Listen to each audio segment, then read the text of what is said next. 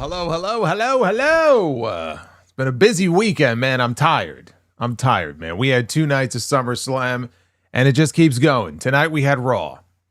You know what tonight felt like? Tonight felt like more of like a post-WrestleMania Raw, except without the hot crowd. I wouldn't say it was exactly a hot crowd in Iowa tonight, but it had that feel of a show where there was a lot going on, right? It was kind of giving off that vibe to me. But we are coming off of a SummerSlam weekend that I would say, on the whole, when you put the two shows together, was a good show. It was still a mixed bag of good and bad this past weekend. Raw tonight, though, this show felt more like a reset in many ways. We had seeds planted for a lot of new directions. We had even a new face on the show. We knew he was coming back tonight, but we had a new face on the show. We had a little cliffhanger ending at the end there that I'm sure is going to get a lot of people talking, involving Roman Reigns. But it really did. It felt like the word I would use, and I used this on X here before I went live. I posted on X. I said this show felt inspired. This show felt inspired, like it had a pulse, like it had life to it in a way that Raw on most weeks, and really SmackDown too, generally doesn't. And I don't know exactly what it was. I don't know if something, kind of a bee got in their bonnet here where it was like, oh, there's a lot of people complaining about all of these different things. Maybe we should try to, make use of the talent we have and not kind of waste a lot of that talent. Maybe we should try something different than what we've been doing. Maybe, I don't know, maybe Triple H was locked in a broom closet and there was somebody else. Hey, Rey Mysterio was there. Maybe the Undertaker was there. Maybe the Undertaker was sitting in Gorilla backstage and he was running things. I don't know. But what I do know is that it had a different feel that I would like to see more often. I don't know why this show can't be more like this on most weeks. There's no reason that this show can't be more in line with what we saw tonight. And with any luck, this is a sign that maybe it will be. Because I thought this is easily one of the best Raws of the entire year. That's what we got tonight. Roman Reigns was on the show. He is still the World Heavyweight Champion after his match with Seth Rollins last night. They headlined night 2. 33 minutes in the main event last night. Roman Reigns is still the champion. I don't know that anybody honestly expected it to go any other way. But then you start looking ahead and it's like, okay, he's going to beat Seth Rollins, and then what's next? What's next for Roman Reigns? How long do we have Roman even around for? Who does he defend against next? And we got our answer, or at least we got a hint. LA Knight, who's been talking shit nonstop about Roman. Not just for the past few months, but really for the past few years, it feels like. He comes out and he gets to cut this promo on Roman. He cuts him down on the mic and plants the seeds for the inevitable rematch. Obviously, these two had a championship match a few years ago, and it was, thanks for coming, LA Knight. He got his one shot, and that was the end of it. And he got screwed over by the bloodline like Drew McIntyre and Kevin Owens and everybody else did over the years. But now LA Knight is saying, you know what? He beat Jey Uso at SummerSlam. Why not just go straight for the king? You can come out every week and you can piss, bitch, and moan about Roman all you want to, but there he is. It only makes sense that he would go right after Roman directly. And Roman was like, oh, you know what? You got to earn your way in. So they kind of gave you a hint as to what we're looking at between now and Money in the Bank, where they're going to be building up to a match between Roman Reigns and LA Knight. All the LA Knight fans who wanted to see LA Knight in the world title mix, you're getting your wish. Even though you and I know better than to expect anything other than Roman Reigns retaining his championship. We all know how this story ends. But even still, this feels like this is where you want him to be. This is where you want him to be. He needs to be in the mix. He needs to be going back and forth with Roman Reigns, right? This is what a lot of people have been waiting for. But then at the end of the show, we had a street fight. It was Jacob Fatu and Royce Keys, SmackDown's Royce Keys. They were in the main event on this show. And they had a street fight, and they beat the hell out of each other. And this was all about Roman Reigns earlier in the show, telling him, what is this stuff about this guy being family to you? You guys going way back. He's not family. He's not blood. He's not one of us. Take care of this. That was the mission. And that's what Jacob Fatu did in the main event. And Roman Reigns came out and he acknowledged Jacob and Jacob acknowledged him. And I thought the show was over. And then all of a sudden, we cut to the back and Roman Reigns is in the gorilla position. And he looks over and the camera pan, and I'm like, okay, who's going to be standing there, right? Clearly they were building to some big reveal here. Somebody was going to be standing off to the side. And they pan to the side and it's Rey Mysterio. I mean, that's more like a Be the Booker match that we would do at the end of one of these streams. We land on Roman, we land on Rey. Like, what the hell is Rey Mysterio doing there?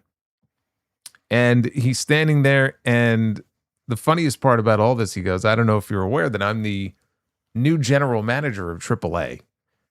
And Roman's response was, well, I know now, because I don't pay attention to any of the other shit that goes on around here. Now I know. Okay, what do you want? And Rey said, well, I have something interesting to talk to you about. And off they went. And my first thought, and probably yours as well, my first thought is, they're going to have Roman Reigns on the Worlds Collide card. I know Triple Mania is coming up. They don't need Roman for Triple Mania.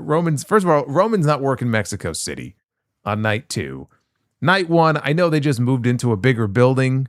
I mean, I suppose if they wanted to, sell more tickets, sure, you could advertise Roman Reigns for the show, but I don't get the sense they really need him for that.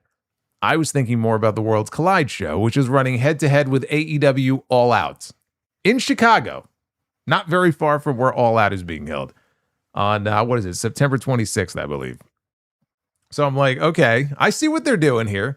I said a few weeks ago when this was first announced, I said, you watch, CM Punk is going to end up on that card because they're in Chicago, right? And they have tickets to sell. And what better way to kind of stick the knife in? And we'll book CM Punk opposite All Out on the Worlds Collide show. I hadn't even thought about Roman Reigns. But then I was thinking about it some more, and I said, Roman doesn't have to wrestle on that show. Roman himself doesn't even have to be on that show. If they're looking to add like a big attraction to the Worlds Collide card, he could send the Usos there. And you can do, for the first time ever, you can do the Usos against the Lucha Bros, right? You can have Rey Fenix and Penta against Jimmy and Jay on that show. So I wouldn't necessarily just assume that Roman Reigns is going to be working the AAA show. It's possible he will. Or it's just as possible that Rey wanted to have a conversation with him about his bloodline.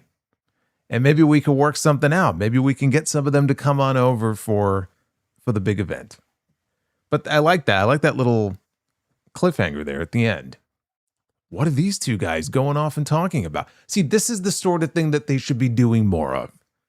Right? Because you want people to wonder and you want people to be like, man, I got to tune in next week to find out, like, where is this going to go? This is basic TV stuff and something they used to be better at doing. I feel like they don't do it enough anymore. Most weeks when Raw goes off the air, it's like a mercy killing and I'm happy it's over. Thank God. I don't leave the show at the end going, holy shit, I can't wait to tune in next week and see what's going to happen. So it's a small thing, but I like that they tossed that in there at the very end. I mentioned the street fight, though. That was in the main event. Royce Keys, the way they shot that angle there at the end with him bleeding from the mouth and everything, seemed like they were writing him off for a little bit. It's kind of like what they did with Otis last week. I'm not expecting to see Otis for a few weeks yet. So Roman was on the show in multiple segments. Obafemi was also on the show, although only in technically two, a backstage segment and then a segment out in the ring, coming off the biggest win of his career, right? Beating Brock Lesnar inside Hell in a Cell. And I forgot the word that Michael Cole used to describe it when they were, pitching to the, I don't remember if it was highlights of the match or that Brock video package that they showed us, but he was using words like, this massively entertaining or it did not disappoint. I think that's what he said. It did not disappoint. Speak for yourself, Michael. Speak for yourself. To hear him tell it, it was the greatest Hell in a Cell match of all time. But Obafemi was on the show. He came out and in his promo, it was very complimentary towards Brock Lesnar. He didn't really say a whole lot. right? I mean, he said some stuff about basically, this is the new generation now. It's our time, and the old guard is going to be put down and all that. But he didn't give any indication, any hint about what his next conquest is going to be, right? About who he's targeting. He didn't mention Roman Reigns. He didn't mention the World Heavyweight Championship. We did, I guess, get some clarity finally from Corey Graves. They're talking as if he still has a title shot. So evidently now he does still have the title opportunity that he could basically, cash in, quote unquote, whenever he's ready. And it could be against CM Punk or it could be against Roman Reigns. He didn't say anything about that on this show. But as he was leaving, it was who he ran into that gave us the biggest sign yet of what's next for Obafemi. And that is Braun Breaker. Now, we already had one tease a few years ago, a couple of years ago now, of a potential feud that didn't go anywhere between Braun Breaker and Jacob Fatu. And I'm sure many of you remember that episode of Raw where Fatu had only been in the company for a few months. And he had a very brief face-to-face encounter outside the ring with Braun Breaker. And you heard the reaction. It's still burned in my brain. You heard the reaction from the crowd. That was a match that people were excited for. And again, Fatu had not been around for very long. And then it went absolutely nowhere. So I've been conditioned to not necessarily get my hopes up that even if they tease something, they're necessarily going to give it to us. But it was pretty, in your face. Like, hey, this is the direction we're going in, and we're going in that direction a lot sooner than you may think. We got a face-to-face between Oba and Braun. Braun would not take his eyes off this man. And then it even led to a segment in the back, which I'll get into later, where Braun confronted Paul Heyman about Oba. And told him in no uncertain terms, I'm going after Obafemi. This was not like, oh, they're planting the seed for WrestleMania in 9 months, or they're planting the seed for somewhere down the road, a big match between these two. No, like, my takeaway from what we saw tonight is that they're planting the seeds for a match like in the next month or two. Like maybe Oba's next big challenger here is going to be Braun Breaker. Like this is on the horizon very soon, which I love. I fucking love it. I hope that's the case. I really do. I hope that's the case. Don't tease us and then not give it to us again. Right? That's a match that people can get excited about. That's a match between two people that this company should be able to rely on as two of the top faces that will help carry them into the future. Braun Breaker is not there yet. Braun Breaker has been cooled off, right? Oba has leapfrogged him, but Braun Breaker is still somebody that they want him to get to where Oba is right now. I think the two of them can help each other. So that was very exciting and very interesting to see. We also had the returns of two big names in the women's division on Raw. One of which is Becky Lynch. They were in Iowa tonight. No Seth Rollins on the show, but Becky was there. And I speculated about this during the SummerSlam review over the weekend. I said, well, if she's going to come back, I'm thinking Monday night would be a good time for Stephanie Vaquer to show her face. And sure enough, finally, for the first time since right after WrestleMania, Stephanie Vaquer is back. Whatever the reasons were, if you watched this season of Unreal, I don't remember which episode it was of the 5, but in one of the episodes, it was right after she lost to Liv at WrestleMania. She's getting very emotional. She was in the back and she was talking about how she's been going nonstop in the ring on the road for like 10 years and she's hurting physically, like she's beat up. So there were all sorts of rumors about why hasn't she been back? Was it an injury? Was it visa issues? Maybe it was both. I mean, who the hell knows, right? I'm inclined to believe that she just needed some time off to just rest her body, heal up, and come back when the time was right. Well, the time is right because we cannot go through another period like we just did with Liv Morgan, where Liv Morgan is on the show every week. And what have I been saying now for months? Literally on these reviews, I have talked about how Liv Morgan feels more like a manager. She's more like a valet for the Judgment Day. That's the exact language that Becky Lynch used in her promo tonight because everybody can see it and they know it. They know how ridiculous it is that they put the women's championship on this woman at WrestleMania, and she went well over 100 days from Mania to SummerSlam without a single title defense. It is ridiculous. Because Stephanie was banged up, she wasn't around, they didn't have a plan B. Well, now they have a plan A and a plan B for her coming out of SummerSlam in the form of Becky Lynch and Stephanie Vicaire. And all of a sudden, in one night, the women's division has more depth at the top when it comes to the Women's World Championship than they have had in months. Now things are starting to get interesting here. Now Liv Morgan has multiple challengers that she could work with, and you still in the back have the story, if they ever want to finally pursue it, of her and Raquel, her and Roxanne. Right now they're on solid footing. Everything's great in the Judgment Day, but it won't be that way forever. So you still have that, those possible stories lingering in the background. Chad Gable, he is the new Intercontinental Champion coming out of WrestleMania. Long overdue. Very happy to see him get in-ring promo time here on this show. You would think, of course they'll give him promo time. It's not a guarantee. So I was happy that they gave him the mic. It's the only way he's going to continue to try to get over on these shows. First of all, get him on the show every week. Put a mic in his hand. Let him address the people. And he went out there. He cut a great little babyface promo, and Penta came out, and it led to a tag match. But Gable being in this position is something that should have happened a long time ago. I'm glad it's happening now. Long may he reign, right? It's just a matter of finding the right stories and the right people for him to work with. I still feel like before this year is over, very good chance Ethan Page will end up with that championship. I'm already looking ahead to people that he could potentially work with and take the title from him, but I'm just trying to think of okay, who can he work with? And what stories are there for him over the next 3, 4, 5, 6 months? And hopefully they're doing the same thing. Hopefully he's important enough to them on that show that they're mapping it out in the same way. So I'm very happy to see him in that spot. And we had the return.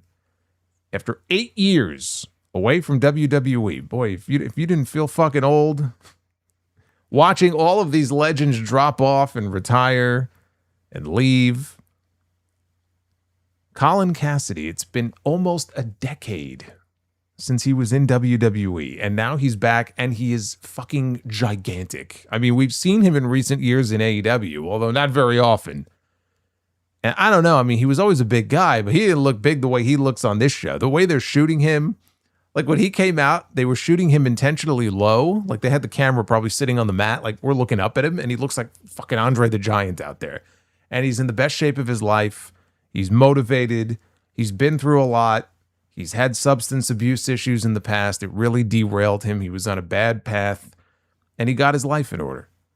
He's got a great story in that regard, and this is his second chance. And so now he is on the Monday Night Raw roster, I assume. They didn't actually say that he was on Raw per se, but they've been running these vignettes on Raw. He debuted on Raw. He may not have signed the contract, but I have to assume he's going to be a part of Raw. But then again, does it really matter anymore? We have Royce Keys all over the show. He feels like a Raw guy. Was he moved to Raw and nobody said anything? Is he officially now on the Raw roster? I don't even know. Maybe he was quietly moved to Raw. Nobody seems to say anything about this stuff, but he's at the fucking main event tonight. Okay, sure. Why not? So Big Cass can go wherever he wants. Everybody else can. Why should he be any different? But again, I just laid out a whole bunch of different things to you, right? Roman and different things going on with Roman, LA Knight and Roman, Oba and Braun. Becky is back. Stephanie is back. Cass is back. Gable's the champion, right? All these different things. This is good. That's why I said at the beginning, it almost feels like they've hit the reset button in some ways, which is something that was desperately needed for this show. And the wrestling that we got was actually pretty good too. We got some good wrestling on this show. So we're going to talk about the entire thing here. It's good to have some excitement with this show. It's been devoid of it for a while now. Oh, I didn't even mention no Danhausen on this show. There was no Danhausen. There was no Human Monies. Hopefully that story is dead. Finally. This is your Monday Night Raw review. It is August 3rd, 2026. I am the Solomonster. August 3rd. Now that I say that date out loud, 29 years ago on this very night, maybe the greatest finish to a SummerSlam main event of all time. Bret Hart and The Undertaker for the WWF Championship. Shawn Michaels as the guest referee. SummerSlam, heart and soul. Poor Stone Cold got dropped on his head that night. So, yeah, there's your This Day in History note. Thank you for everybody who hung out with me this weekend. We had a lot of people joining on Saturday and Sunday night for the SummerSlam post shows. You guys made both of those streams a big success. We picked up a whole bunch of new subscribers. We did recently hit 93,000. As I said on the sound of, Dave Meltzer may say that I have 78,000. That's the real number, but fuck off, Dave. Thank you for 93K, though. Hit that subscribe button. Hit that like button. Super chats are open. Enough! Yes, Barry MK with the $15 enough super chats. Super chats just like that. They are open. And I will be reading through all of them. So get them on in. I'm going to bring up the wheel right now. The Wheel of Fun. Find out how many likes we need before we get into this. To do our Be the Booker segment, we had some very interesting rounds of Be the Booker this weekend. We had a whole bunch of them, actually.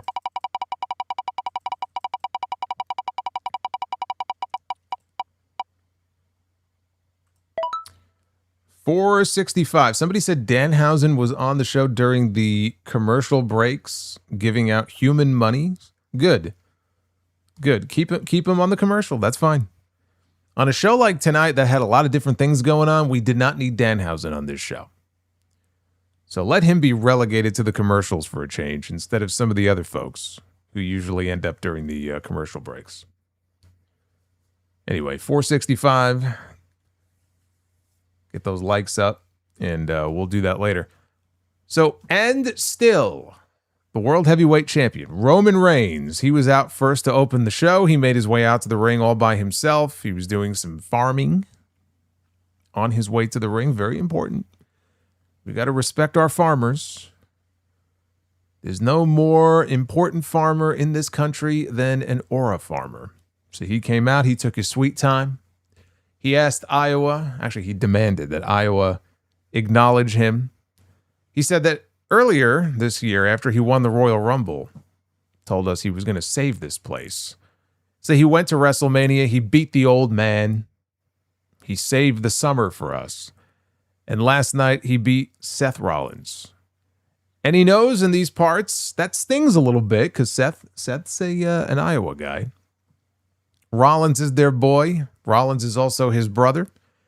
The two of them made peace, though. He can only take so much, but he doesn't mind it if the fans want to chant. And so he held the microphone up, and they all sang his stupid song. And then LA Knight came out, and I said, and my ears perked up. I said, "Oh, okay, here we go. This is what we've been waiting for here." So he comes down to the ring and he congratulates Roman on his win at SummerSlam, still being the world champion. And even though he and Seth both said Roman couldn't do it by himself, he did it by his damn self. But he told Roman, "You're still a fraud."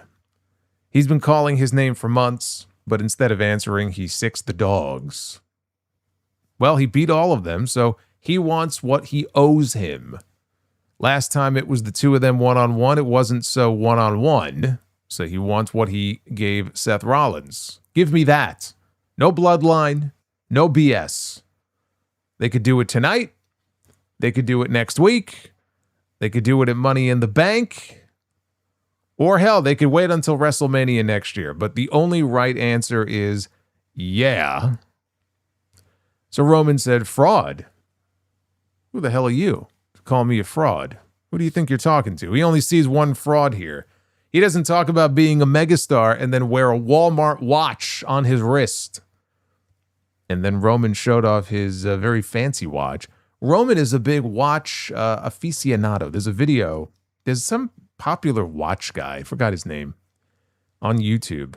There's a video from like many months ago where Roman was in his office and Roman brought in a box and he opened the box and he's got like a bunch of watches in there. And I guess he's like giving the watch to the guy. What do you think about this one? Is this, is this nice? And the guy's like looking at the watch and grading this. So he's big. He's big on watches, is Roman. So he's showing off his watch. And he goes, "Oh, you beat my cousins. Great. You won a 6-man tag team match. What else have you done?" Says he hasn't won a tournament. You haven't won a battle royal. What else have you done? You don't get a title match by bitching and moaning. Get to the back of the line. So he went to go leave, and Knight told him, "Hold up." Said he's earned it time and time again, and it took Roman and 38 people to beat him last time. What a coincidence that he and Seth were in a group called The Shield, because all he's done is use the numbers game to shield himself from guys like him, and then he mocked The Shield. He did the Shield intro. Said, Yankee, Oscar, uniform, Sierra, uniform, Charlie, Kilo, you suck. I guess he thought it was funny when he came up with it. So he goes, "Don't get lost in the sauce. He's not on Knight's level. He's everything Roman wished he could be, but couldn't be. So when Roman figures out where to buy a pair, if he can't grow one, come back and let him know, and he'll smack him back to factory settings, because everyone knows the uncrowned champion with everybody saying," and then he hit his catchphrase. And that's more like it. That's more like it. It's nice to see LA Knight going right at Roman instead of bitching and moaning about, this guy, he's a fraud, he can't be trusted. He's been saying this for months now. He's been saying it to anybody who would listen. He said it to Solo. He said it to the Usos. Well, you got a problem with Roman, you go to Roman, right? It only makes sense. He beat Jey Uso in the 6-man tag at SummerSlam. What else would he be doing? LA Knight comes out on the show tonight. If he's not going after the champion, what else would he be doing? Although I feel the same way about Oba. But in Knight's case, it made sense that he would go right after Roman. I thought the watch line was the Walmart watch. That was a nice burn. But I thought on the whole, it was a much better promo for LA Knight. I thought he was on point tonight. He didn't slip up the way that he sometimes does in these promos, because he talks so fast. I feel like he's got all these different ideas going on in his head. And then he'll talk so fast, he'll lose track of what he's trying to say. But I thought he was on point tonight. He mentioned Money in the Bank, which I believe is their next PLE. I mean, maybe they're not doing WrestlePalooza. Have they said anything about WrestlePalooza? I mean, they were so, I remember Mark Shapiro last year talking about this and saying we really could see WrestlePalooza being like this new big annual event for us. Like, they wanted WrestlePalooza to be on the same level of like Rumble and SummerSlam. And I'm like, yeah, well, good luck with that. But I don't think I've heard anything about it. So I don't know. Maybe they're not doing it because he singled that Money in the Bank. Now, Roman is booked for Money in the Bank. Money in the Bank, though, is not until October 10th or 12th or something like that. It's early October. So we're still a couple of months away from that, but it was very interesting him singling that out, knowing that Roman is booked for that date. This could be their way of, keeping him in the story or in the mix, but not giving him the match, because Roman mentioned you haven't done nothing yet. You haven't won a battle royal. You haven't won a tournament. Well, they got 2 months now. You got 2 months of television to put LA Knight in whatever match or matches they want to do to have him work his way up to being the number one contender.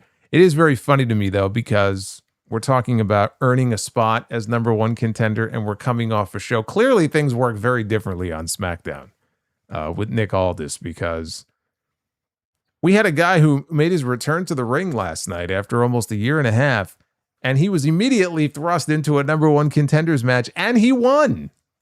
And he will be wrestling CM Punk soon for the WWE Championship. So evidently Roman calls the shots on this show, and it works very different. See, on Raw, you have to earn your way into a world title, unless you're the bloodline. If you're family, then you get a title shot. But I mean, Jacob got 2 of them.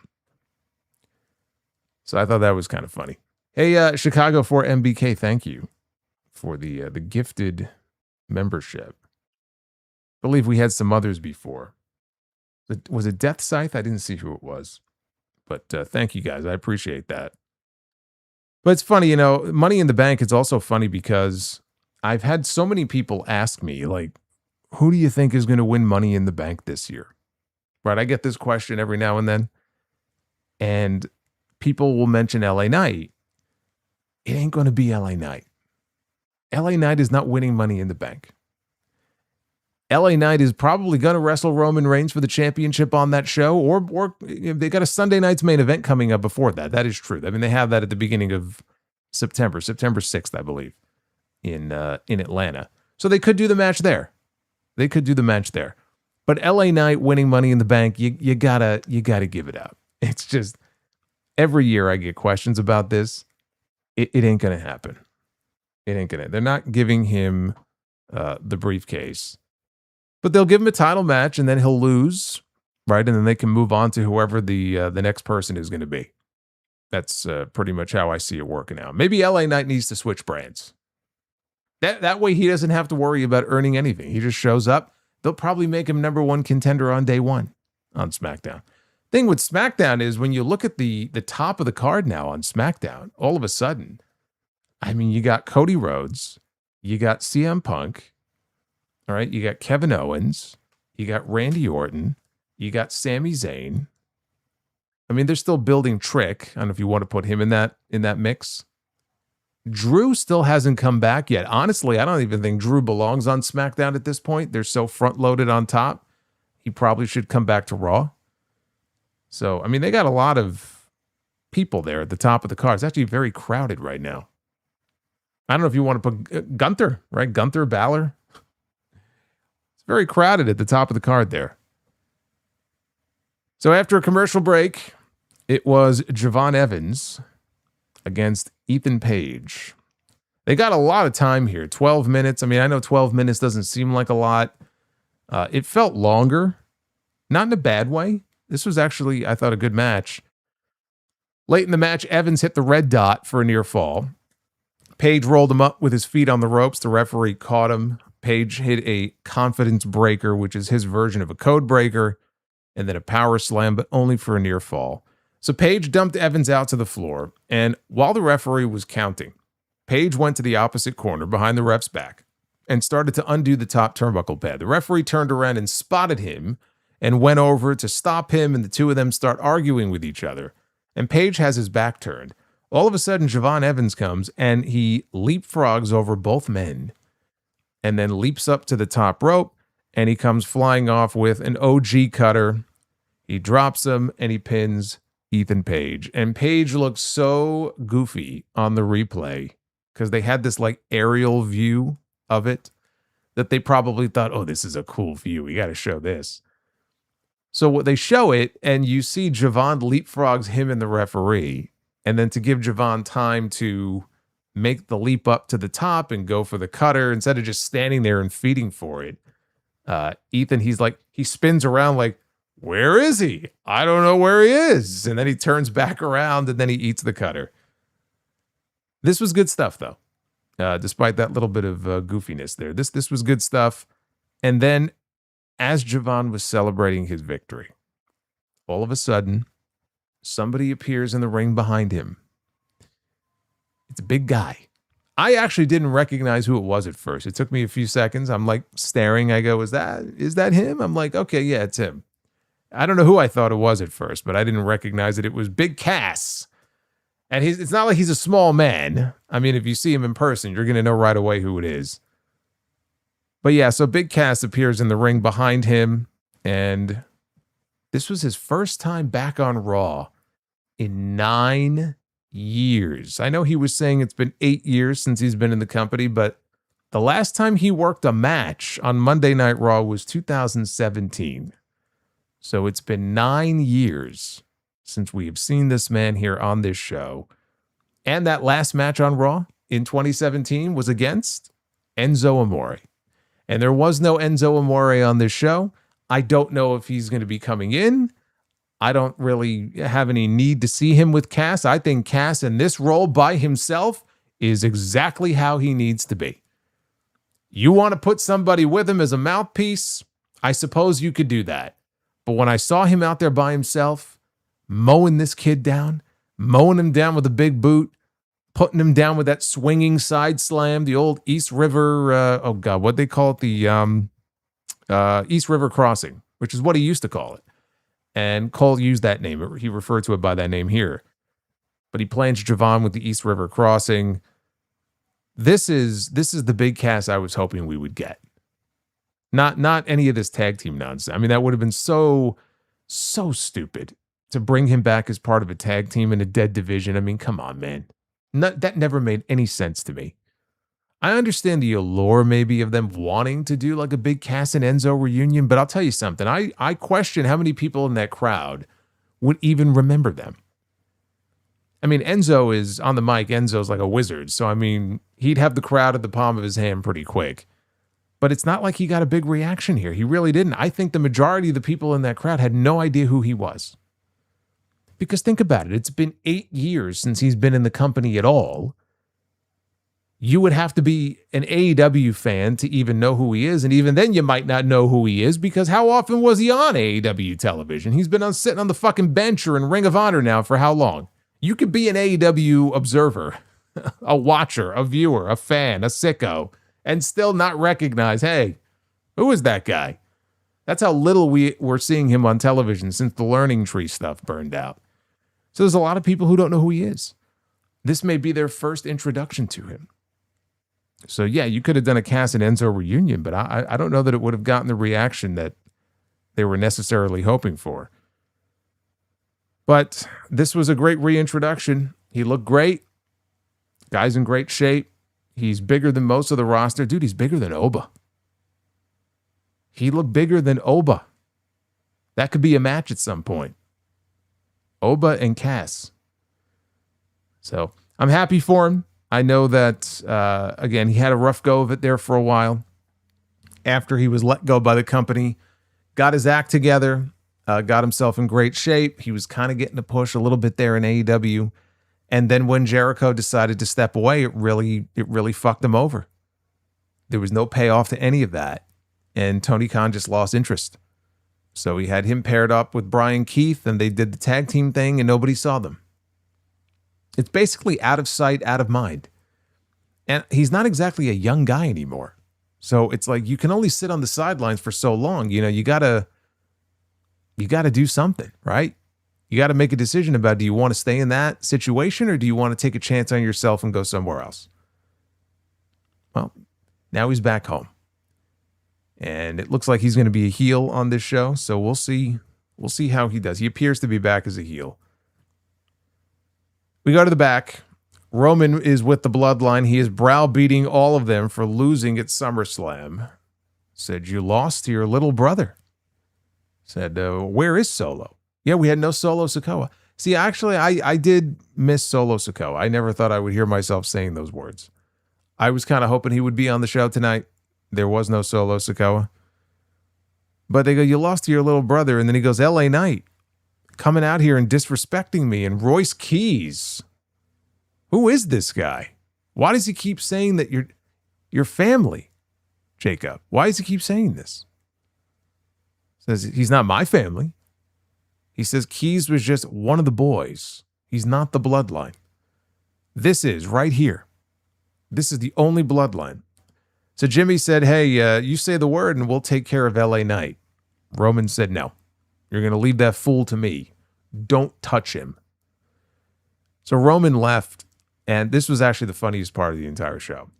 So Roman walks away, and as soon as Roman walks away, in walks LA Knight, right from around the corner, and he's strolling on by. He's wheeling his luggage, and as he's wheeling his luggage, he says, I'm walking on by here with my Walmart watch and my Walmart bag, but did I just overhear someone say, leave him alone? So Jey Uso got up in his face, And Knight told him, hey, be careful. You don't want your daddy to come back here and put you over his knee now, do you? Because I'll see you next week. And then he stepped to Jay to try to spook him, and Jay flinched. And Knight laughed, and he left. This was great. LA Knight was having a grand old time here. He was enjoying himself because he's off limits, right? Don't touch him. Leave him to me. So now he's going to have some fun. Let me say, this is the second time this week, by the way, that LA Knight has buried Jey Uso. He made the whole lot of them look like geeks here in this segment. It was glorious. Usually it's LA Knight who ends up looking like the dweeb, you know, laying on the mat looking up at the lights. So it's nice to have, for a change, the shoe on the other foot. So after a commercial break, in the back, Jacob Fatu was sitting by himself, and he was deep in contemplation when Royce Keys showed up. And this is where I saw him, and I said, did they flip him over to Raw and just didn't tell anybody? Is he not still on the SmackDown roster page? Is he a free agent all of a sudden and nobody told me? He just happened to be there. That's what's funny to me. Like, he wasn't even scheduled for a match until like this segment here. And it's like, is he just randomly hanging around backstage at Raw and SmackDown in case he's needed? I guess so. So he reminded Jacob, you know, you and I, we fought each other. We fought together. I can forget everything. But you're my brother, 10 toes down. I'm still rolling with you. We're family. Jacob stood up, got in his face, and told him, you ain't my brother or my family. Said, you're just one of the boys. I'm bloodline. So tonight, me and you in a street fight. I'm going to dog walk your ass. And he walked off. So our main event, our impromptu main event was made here in this segment. It's a good thing Royce Keys happened to be in the back. Otherwise, we might not have had a main event tonight.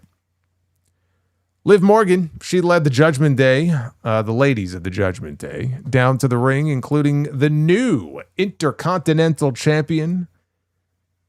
Not Chad Gable, he came later. The other new Intercontinental Champion, Raquel Rodriguez, who, I don't know if you noticed, her belt is now wrapped in barbed wire. Fake barbed wire, but barbed wire all the same. I don't know why. I get maybe it's a deathmatch title now. That's going to be her new gimmick. Deathmatch Raquel. If you saw her last week, she was all bloodied up. She had blood pouring out of her nose. The new deathmatch title in WWE. By the way, somebody told me, I haven't checked, but somebody told me on the replay of the archived episode last week of Raw that the camera angles were all like changed, and they have this panned out far away view for like half the match so that they don't show how bloody. I mean, at least they didn't blur her out, I guess, like they did Braun Breaker that time. But can anybody vouch for this? Can somebody go back and check and see if they have changed the camera angles for that Sol Ruca Raquel match from last week? I mean, this is really getting out of hand now. Liv bragged about beating Io Sky at SummerSlam and said that she doesn't see any other challengers. I have no other challengers. So she's going to be the longest reigning women's champion of all time. And I'm watching this and I'm like, if nobody comes out right now, how is that going to make this division look, right? And nobody came out. Now, we would find out soon why, but at that moment, nobody came out to kind of question her on that. So then she put over the new champion, Raquel. She put over their prodigy, Roxanne Perez, who's going to take care of Sol Ruca tonight. Sol Ruca made her way out for the next match, which started during the commercial break. It was Sol Ruca, one-on-one with Roxanne Perez.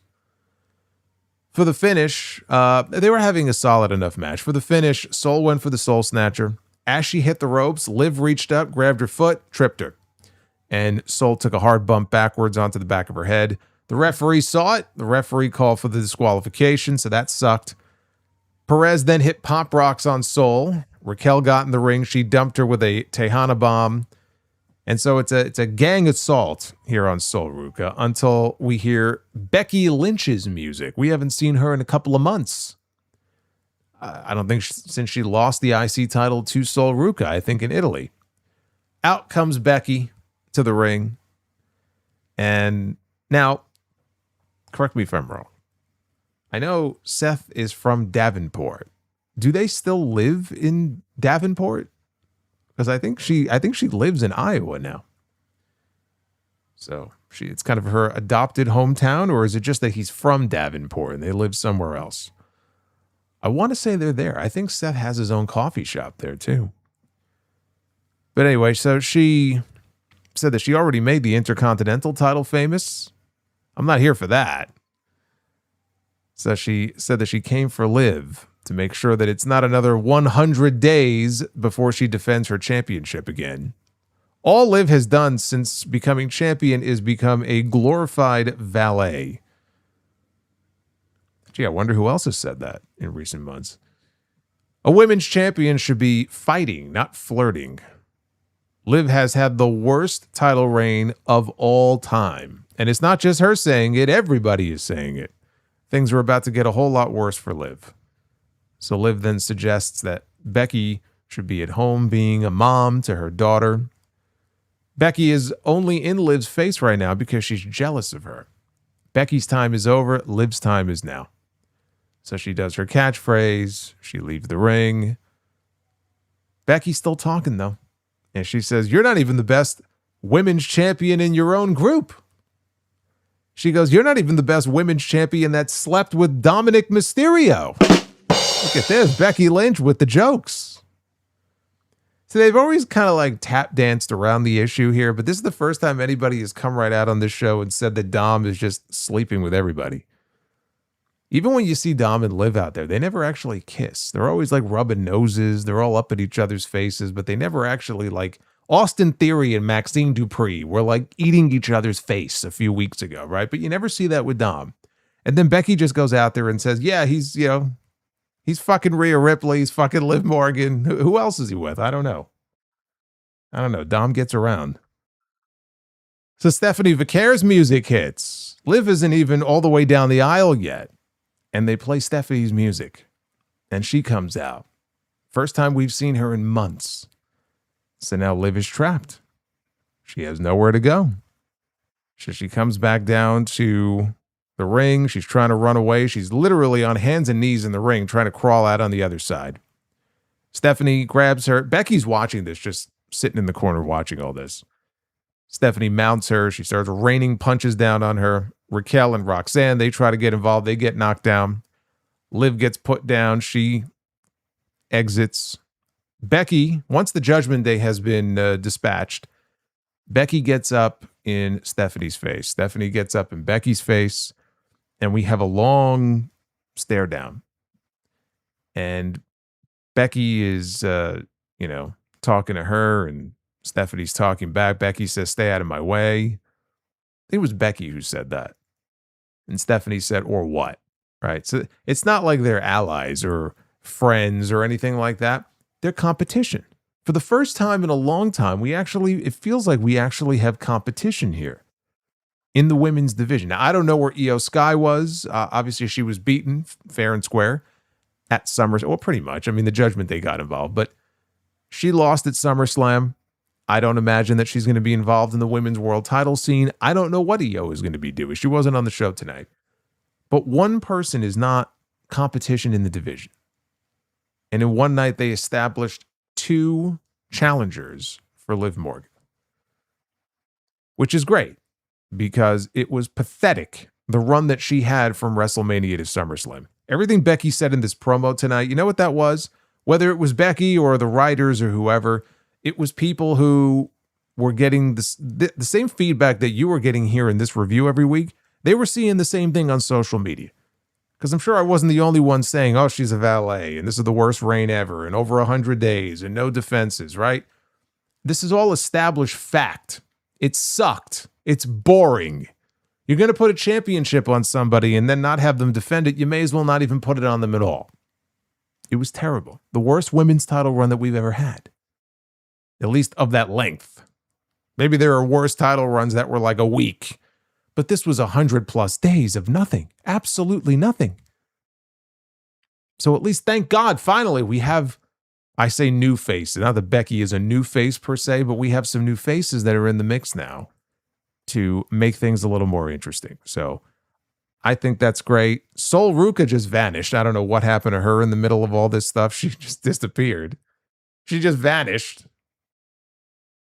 I assume the plan is to get the belt back on her, the IC title at some point. She'll have to claw her way back into that. She hasn't been having any good luck recently. They aired a Brock Lesnar tribute package to the tune of I Stand Alone by Godsmack. Same video they aired after WrestleMania when he fake retired the first time. And they wanted us to believe that Brock Lesnar is done. We believe Brock Lesnar really is done. Paul Heyman was saying to Adam Pearce, he's retired. I'm filing retirement papers for Brock. And 2 weeks later, he was back on TV. Fool me once. Excuse me if I don't get teary-eyed. It's a great song, though. It's always good to hear Godsmack on Raw.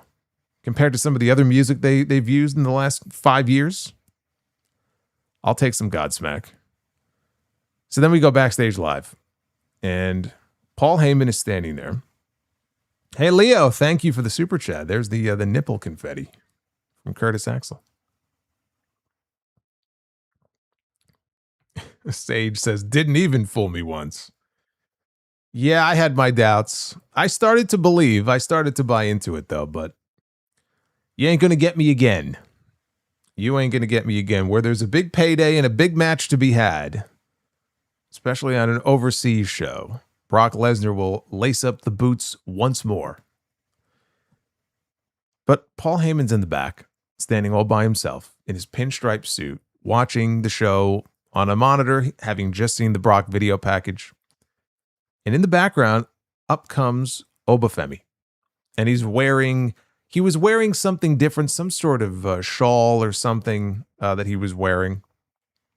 I don't know the significance of it, but he was dressed up a little bit differently. But he comes walking by. And he tells Paul Heyman to thank Brock for him. For the things that Brock said about him at SummerSlam when Brock put him over at the end of their match. Next time you see him, thank him for me. And Heyman said he would, and he congratulated Oba on his win, and off went Oba. And Oba was out to the ring next to address his public. Said that he and Brock went to war inside Hell in a Cell. They both came out with scars and bruises, but also newfound respect for one another. It must have been his ignorance. He thought that Brock knew he was the one when he put him down at WrestleMania. That's why he thought when Brock came back after Mania and made his life miserable for all those weeks, he thought that it was born out of envy or jealousy. But now, with wisdom and hindsight, he realizes it was all a test. He needed to come back and find out if he chose right. At WrestleMania, the question was, can Obafemi swim? That question was answered very quickly, wasn't it? But then at SummerSlam, the question went from can you swim to how long can you hold your breath? Brock took him to the deepest waters of the ocean, and he came up and he passed the test. And now the beast can finally rest. He was wearing Mordecai's robe. Didn't Mordecai have like a long staff that he would come out with? I mean, Mordecai lasted all of like 3 weeks, so I don't remember everything about the gimmick. He goes, now his destiny seems clearer than ever. And I'm like, here we go. He's going to call out Roman Reigns. His destiny is to be the champion of the world. Nope. He said, so with this torch that has been passed on to me, I will forge my own way and lead a new generation, a new crop of talent, and the old guard will fall. And if any man has a problem with him, they will answer to the ruler. And he went through all of his different nicknames. They will answer to Obafemi. And I'm waiting for somebody to come out and interrupt him here to set up whatever the next feud is going to be. I thought the line about the old guard will fall, I thought that was very interesting. My first thought was, okay, they're going to have him run through some more old heads here. I said Drew McIntyre probably belonged better on Raw than SmackDown. Would they do Oba and Drew? There's a little bit of history there. Going back to Saturday night's main event last year when Drew involved himself in Oba's match with Cody Rhodes. And Oba put him down.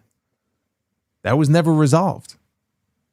Drew McIntyre, he's part of the old guard, right? He's been around forever.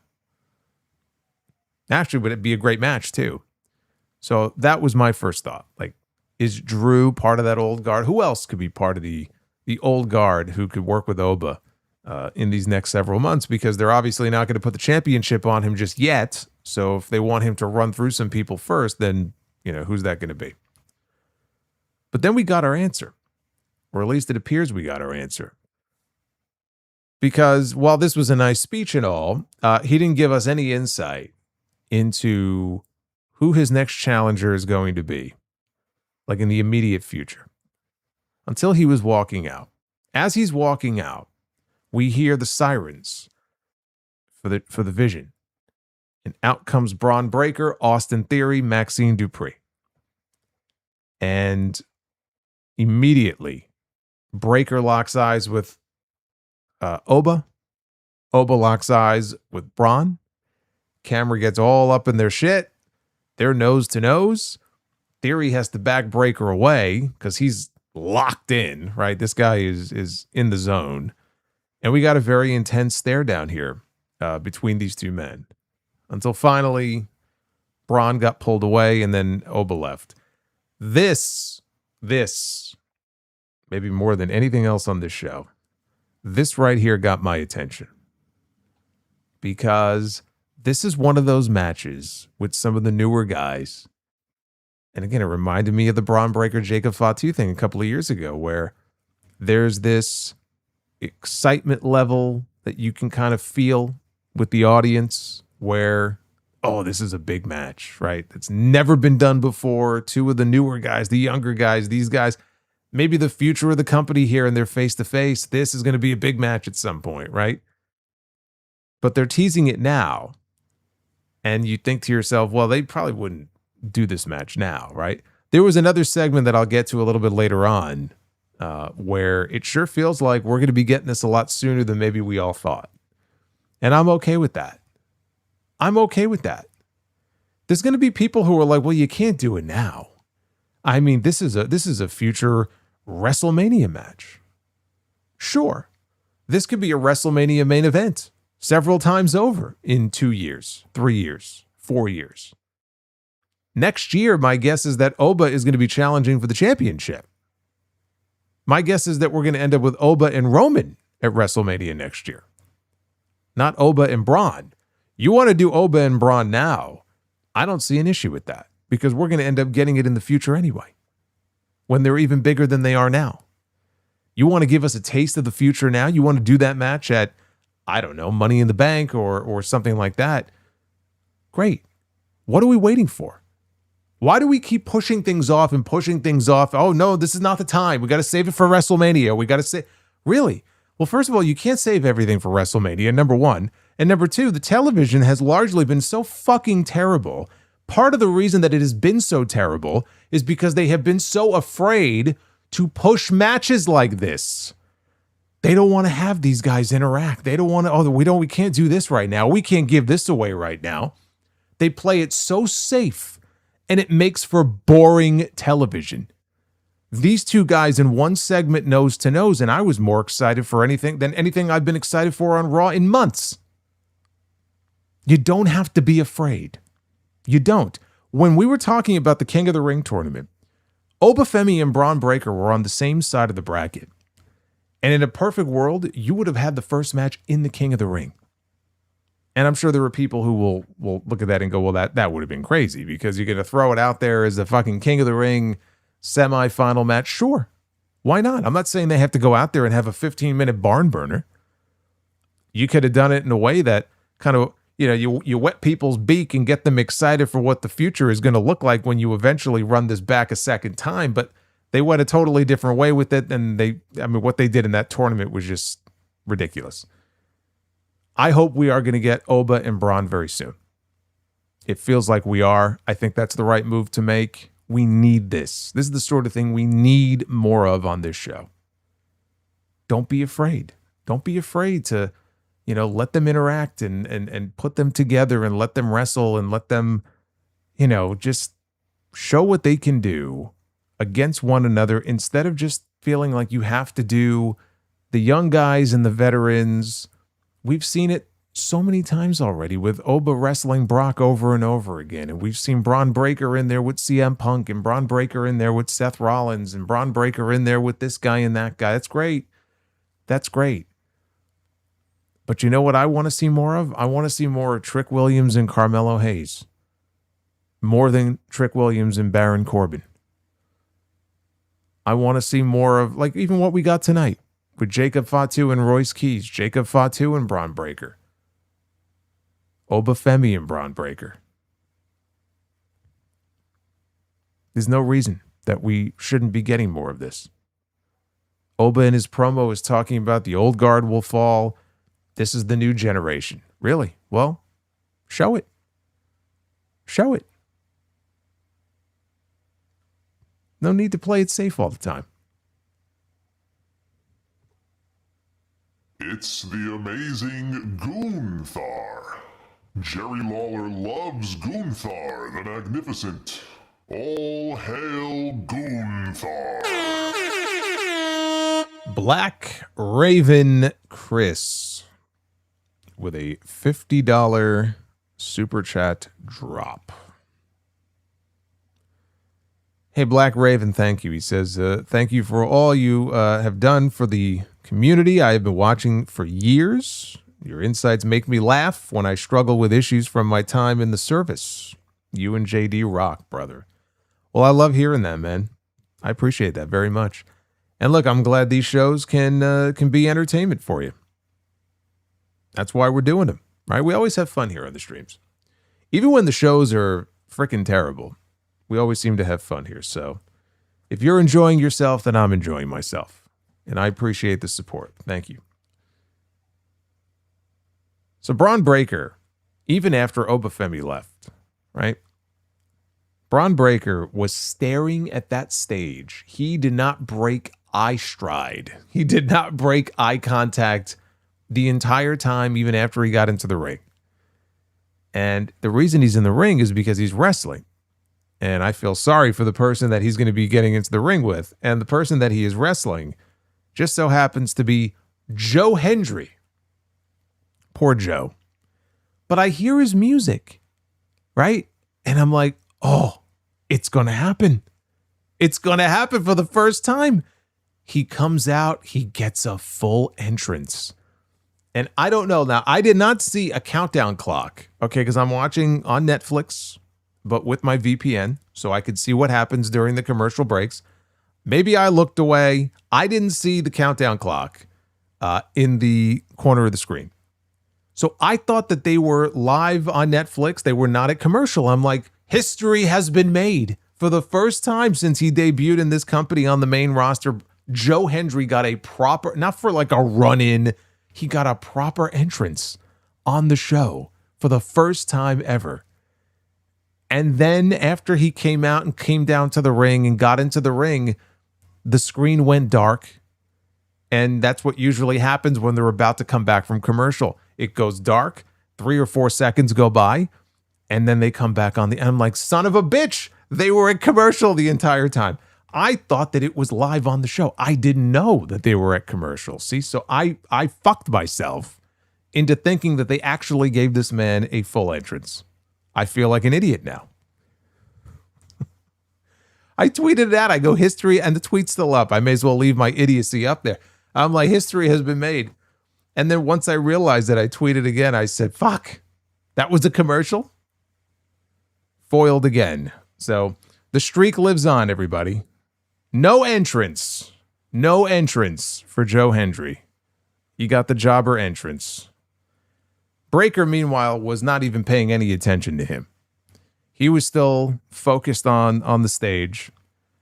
And then the bell rang and the match started, and Hendry is like, what's going on with this guy? Like, are we doing this or not? And Breaker turns around and he murders him with a clothesline. Hard enough that it sent him out of the ring. So Breaker then, he went for the running spear that he does outside. But Hendry, I think he did a leapfrog. And Breaker went careening into the ring steps. So then Hendry tosses Austin Theory over the announce desk. And he gets into the ring. And as soon as he gets into the ring, he gets killed with a spear and pinned. Thanks for coming, Joe. Don't know what else to say about it, really. I mean, Joe Hendry is in the role that Joe Hendry is going to be in from here on out. Simple as that. That's what you call domination, folks. Domination. Total and complete domination. So Breaker was still very angry about Oba. He demanded his tag team belt, and he left. Austin Theory got into the ring, and he continued to beat up Joe Hendry some more because he wasn't thoroughly embarrassed enough. And here's how you know it's gotten really bad for Joe Hendry, right? It's bad enough that he came out to the ring. He didn't get a televised entrance. His opponent wasn't even making eye contact with him. His opponent could not give a shit about him. His opponent then destroyed him in less than 90 seconds and pinned him. And then after the match, he was being beaten up by Austin Theory. Bad enough that Tozawa had to make the save for him. Do you realize everything I just said is the sequence of events that unfolded here, culminating in Tozawa having to make the save for Joe Hendry? I would hand in my resignation papers. Nick Aldis is not the one who should have handed in his letter of resignation the other night. It should have been Joe Hendry. Because it doesn't get any worse than this. Maybe he could sing a song about it next week. But that's the closest to a killer that Bron Breakker has looked in months. That's the Bron Breakker we need to see more of. Now, the next step should be getting him the hell away from this Vision nonsense. But we'll take it 1 week at a time here. But that version of Bron Breakker right there, that's the version that we need to see more of. None of this tag team bullshit that they have him doing. You know, and the thing I didn't mention before, as far as Braun and Oba, I feel like any week now, we could potentially get the return of Bronson Reed, who I assume is going to be still aligned with the Vision and Bron Breakker. How does Bronson Reed fit into all that? You know, you could do something with Oba and Braun, and you could have Reed make a comeback. Maybe they do the first match, and that's where Bronson Reed comes back. You know, maybe Bronson Reed factors into that. And then you could even do Oba and Reed, and you could do Oba and Breakker. And you got some big matches that you could do there. Up next was the new Intercontinental Champion Chad Gable for some time out to the ring to address the audience. And he was in his gear, was the first thing I noticed. And he was doing the clap to his new music. He's still trying to get that over. So the fans start chanting, "You deserve it." Says that everybody has been saying that he deserves it. He tries to earn everything that he gets, and he thanks everybody who says that. He thanks Penta for being a fighting champion and continuing to cement his legacy as quite possibly the greatest luchador in history. I love it. I mean, we'll just ignore, just ignore the entire history of Lucha Libre. I think Penta may well be the greatest of all time, right? Sure. In the WWE universe, sure. So he thanked the fans for sticking with him for the last 10 years. They stuck with him when he was Shorty G. Oh, God. Last thing we need on this show is a call back to Shorty G. Can we leave Shorty G in the grave, please? Yeah. Santo, Blue Demon. Mil Mascaris is spinning in his grave, and I don't even think he's dead yet. But they stuck with him through Shorty G. And when he promised that he would become a singles champion, they stuck with him as well. He tells his kids that when they make a promise, they better bust their ass and make sure that it comes true. And he did the same at SummerSlam. He crawled through a river of crap and came out clean on the other side. He came out as the new Intercontinental Champion. I love the little Shawshank Redemption reference there. So Penta's music hits. He comes down to the ring and he tells Chad, "You deserve to be the champion." Said last night they stole the show, and tonight he gives Chad his flowers. Chad has changed, and now he has his respect. Chad is a true luchador now, and one of the best wrestlers in the world. Well, I don't know about the luchador part, but he is one of the best wrestlers in the world. Justin G. Can we get Slam Master J to team with Shorty G sometime? Not even going to dignify that with a response.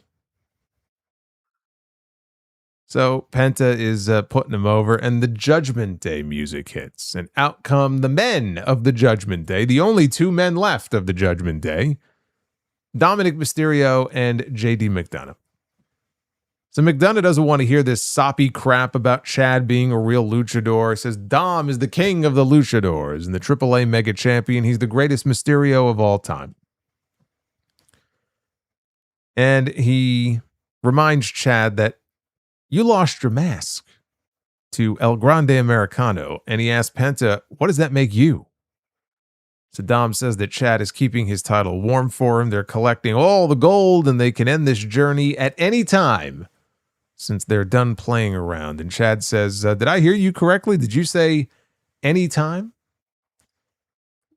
No time like the present time, I guess, right? Right here in Des Moines. That sounds good to me. And so Dom accepts the challenge. So we got an impromptu tag team match to go with our impromptu main event, street fight, later on in the show. It was Chad Gable and Penta against Dom and JD. Boy, it's a good thing Gable came out in his gear. It all worked out well, I guess. So they joined the match in progress after a commercial. McDonough got a near fall from Gable right after a standing moonsault. They fought up to the top rope. Gable headbutted McDonough off and then came off with a diving headbutt. And the two of them tagged out. Penta dropped Dom with a Penta driver. McDonough, though, broke up the pin attempt. There was a moonsault by Gable to Dom, but he got his boot up. Gable, though, grabbed the leg. He put him in the ankle lock, which got broken up by McDonough. Penta sent McDonough to the floor, and then he hit him with a destroyer on the floor. Mysterio grabbed the ring bell hammer. He slipped it into his boot. And then he went for a 619. Gable, though, blocked the attempt. He pulled the hammer out of Dom's boot. And while the referee was tending to the hammer, Penta blasted Dom with the Intercontinental title. Gable then hit the Chaos Theory rolling German to pin Dom and secure the win. It has not been a very good 24 hours to be the AAA Mega Champion. First, he loses to Danhausen and a bunch of mini-Hausens, and now he loses here in this match. I'm sure somewhere the Undertaker is sternly shaking his head in disapproval over this. We're heading into Triple Mania. We're heading into some big shows here, and they keep jobbing out the AAA Mega Champion. I thought that they all look good here in this match. This was a good match, and they gave them some time. I thought McDonough, though, looked the best out of all of them. He's been making the most of the time that they have given him. You know, I hear Jim Ross in the past say this a lot. You got to maximize your minutes. Well, every time McDonough has been out there recently, he's maximizing his minutes. Even a few weeks ago when he got killed by Obafemi, like the bumps that he was taking were crazy. You know, they give him the opportunity to go out there and, you know, if he's wrestling the little mini Hausens or if he's wrestling Oba or whoever it may be, and he makes the most, you know, of what they give him. And so they keep giving him TV time. Now we go to the back. Paul Heyman was still randomly standing there. This is what I want to know. I want to know why Heyman was standing there for the entire show. Why was he standing in the middle of just the backstage area watching the show on a monitor? He could at least take a seat at the gorilla position. He's standing there watching this, and all of a sudden, Braun Breaker walks up to him. Now, Heyman left the Vision behind weeks ago. So the first interaction that we're seeing here between these two in some time. And Breaker walks up to him, and he said, Obafemi, did you see what happened? He goes, Obafemi got in his way, and he's going to do something about it. But he's talking very low, like he's a powder keg waiting to explode. He goes, I'm going to do something about it. And Heyman said, you should.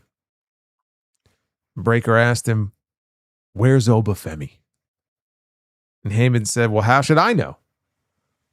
And Braun sarcastically said, no, I'm sorry. I thought Oba was your new best friend. And while all of this was going on, by the way, in the background, we could see Adam Pearce having a conversation with Lyra Valkyria. Just FYI. So this is what made me think, like, okay, we're not holding off on this. Like, we're going into this pretty soon here. There's multiple segments now, and Braun Breaker made it very clear, I'm going after Obafemi. So we're gonna get this match soon. I'm stoked to see it. But Oba, my guess is that as I look ahead, again, Oba and Roman is the likely destination. It's why anybody who even thinks LA Knight has a shot at winning the World Heavyweight Championship, you're setting yourself up for disappointment. Because if the plan is to do Roman and Oba, whenever it may be, right? Money in the Bank or WrestleMania, whenever it may be, the idea has to be nobody beats Roman. Now that we got past SummerSlam and he's still the champion, nobody gets past Roman until Roman gets Oba. We're going to save that big win over Roman Reigns and give it to Oba. If you have LA Knight go in there and beat Roman just to have Roman win it back 2 months later, what does that accomplish? Right? You've now killed it, because if Oba goes on to beat Roman, well, Roman got beat by LA Knight. Do you honestly fucking believe they're going to do that? I mean, come on. You can't set yourself up for disappointment like that. But in the meantime, you got to find people for Oba to work with, and I don't want to just see him facing a bunch of stiffs for the next 6 months. This is interesting. And how does Heyman factor into this? Because Heyman now, he ditched the Vision and he doesn't have Brock, which means Heyman has nobody. And they're going to want to put him with somebody. Could you transition Heyman into a role as an advocate for Obafemi? You could. I don't think Oba needs it. Oba can go out there and cut a good promo on his own. There's no other real purpose to put Paul Heyman with him. I would much rather see Paul Heyman back with Braun Breaker. Get Breaker away from the Vision stuff, have Breaker and Heyman, and who knows Obafemi better than Paul Heyman, right, over these last several months. And just focus on that. Because I could see in the end Oba ending up with Heyman. I just don't think it's necessary. I really don't. I don't see how, it's needed to really benefit him. But they did establish on this show that Heyman respects him, he respects Heyman, so there's at least a mutual respect there. If the two of them wanted to, work together at some point. The main event of this show, Jacob Fatu against Royce Keys in a street fight. Royce Keys did not get a televised entrance here for this match. Fatu sent Keys to the floor and then hit him with a suicide dive. Keys came back and power slammed him through the barricade into the timekeeper's area. Eventually, there were chairs thrown into the ring. There was a table that was put into the ring. Keys hit Fatu from the floor with a kendo stick and then joined him in the ring. They set up a Slim Jim table in the corner. Fatu ended up with the stick, and he was beating Keys with it. So Fatu set up for a suplex onto a pair of chairs that were set up. Keys reversed it. He suplexed Fatu onto them instead. Jacob came back with a DDT, and he tossed some chairs on top of Keys. Headed up top. Keys, though, threw a chair right at his head. So Royce went to the middle rope. He did the spot that he did with Jimmy at SummerSlam, the middle rope power slam down, this time onto a pile of chairs down below. Keys then put him down with a spine buster. Down come the straps. And then he charges at Fatu, who popped him up into a Samoan drop through the Slim Jim table that was propped up in the corner, and the table broke. So then Fatu followed that with a mighty moonsault, and then he got the Tongan death grip applied. And he kept it locked on until finally the referee called for the stoppage. So he finally won one with the Tongan death grip. He's had this Tongan death grip now since May, okay, when he was feuding with Roman. He had never won a match with it until tonight. So I'm sure Haku would be proud. And I'm sure Haku will be on television on Friday. He'll be with his adopted sons. He'll be there on SmackDown. So the referee is motioning for help. Several referees run out. Fatu eventually releases the hold, but then he reapplies the hold. Here comes Adam Pearce. And I think there were a bunch of producers with him. Jason Jordan, Shane Helms, I think, may have been in there. They get into the ring and trying to restrain this man. Fatu eventually lets go of the hold. And at this point, we notice that Royce Keys is bleeding from the mouth. And it's very clearly blood capsule or capsules that he bit down on, because nobody's blood glows in the way that this man's blood was. I mean, it's red, but it was like glowing. Unless this man is radioactive and he's going to be part of the X-Men. I haven't seen that before. So this blood is leaking out of this man's mouth in the corner. I mean, unless he has some serious medical condition that we're not aware of. Fatu is yelling at him, "I told you, it's family business." So he hits Keys with 2 running hip attacks in the corner. Yes, it was it was super bright red. It wasn't like dark red, like this background here. It was like this microphone. That's what his blood looked like as it was leaking out of his mouth. So he hits a couple of running hip attacks. Fatu grabs a chair. He wraps it around Royce's head. He's going to do a running hip attack into the chair against this man's head. This is the point where Pierce and all of them, got into the ring and were trying to stop him from doing something that he was going to regret. And it looked like they were talking him off the ledge, and he wasn't going to do anything. And then he decided, you know what? I lied. And then he hit the running hip attack anyway in the corner. So then Roman Reigns' theme hits. I'm like, oh, he hasn't left the building. He's still here. So Roman comes out on stage and he nods in approval at all of the carnage, like a job well done for Fatu. And the show appeared to be over. I said, okay, well, that's the end of the show, but we're not done yet. We're not done yet, because they cut to the back. Roman has now just walked into Gorilla, and he looks off screen, and we can't see right away who he's looking at, but the camera pans over and we see Rey Mysterio. Totally random. I'm like, what the fuck is he doing here? So Rey Mysterio is there, and he asked Roman if he knew that he was the general manager of AAA. And Roman said, I do now. And Rey said, I want to run something by you. And the two of them walk off. And I'm like, what the fuck? And that's how they went off the air. I like it. I like how they stuck that in there at the very end. It's different. It gets people talking. And as I said at the beginning, my first thought, I wasn't even thinking of Triple Mania. I know Triple Mania is their big event. They got 2 nights this year. I don't think they're looking at Triple Mania. I think they're looking at Worlds Collide. Worlds Collide. I think Triple Mania is September 11th in Vegas at the MGM Grand, and then September 13th in Mexico City.